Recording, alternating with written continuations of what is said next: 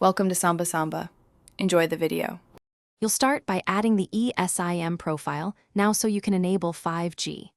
Open Settings right arrow, Cellular right arrow, Add cellular plan, and scan the carrier QR or enter the activation code.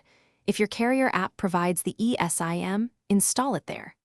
Once done, label the new line so you know which plan is primary. Make sure Wi-Fi is active and your battery is adequate. That prevents activation failures. This step links your phone identity to the carrier and prepares the device to use 5G once enabled. Now configure the Esim as the data line and turn on 5G. Go to Settings right arrow Cellular, select the Esim plan, and set cellular data to that line.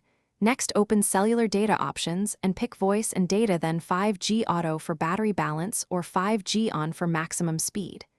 If you use dual SIM, set which line handles voice and which handles data.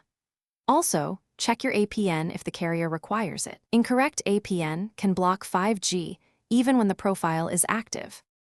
Finish by rebooting the phone so the network registers the new Esim profile and 5G capability.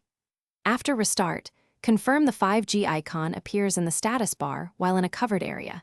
If not, toggle airplane mode briefly, then recheck cellular data settings.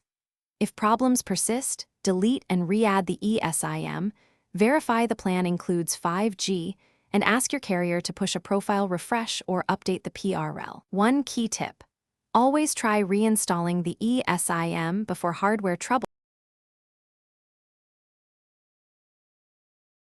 Thanks for watching. Consider subscribing if we helped you.